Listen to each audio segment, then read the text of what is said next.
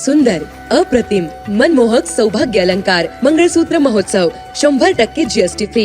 मयूर अलंकार, सराफ बाजार आणि गंगापूर रोड, नाशिक.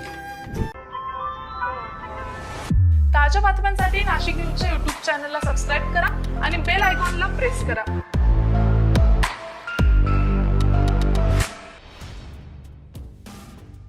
पैशाच्या देवाणघेवाणावरून म्हसरूळ पोलीस ठाण्याच्या हद्दीत मखमलाबादकडे जाणाऱ्या नाल्यालगत एका गरोदर महिलेवर चॉपरनं वार करून ठार मारल्याची घटना 2021 साली घडलेली होती.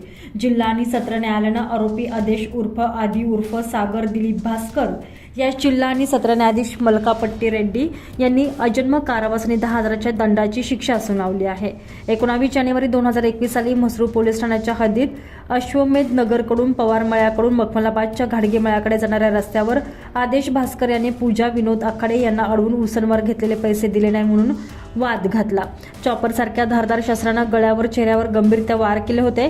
तसेच पोटात चॉपर भोसकून खून केला होता. यावेळी त्याने गुन्ह्यात वापरलेले शस्त्रावरील रक्ताचे डाग आरोपी विलास प्रकाश खरात याने धुवून पुरावा नष्ट करण्यास आदेश यास मदत केलेली होती. न्यायालयानं विलासला 3 वर्षाचा सश्रम कारावास आणि 5,000चा दंड ठोठावलाय, तर आदेश भास्कर याला अजन्म कारावासाची शिक्षा ठोठावलेली आहे.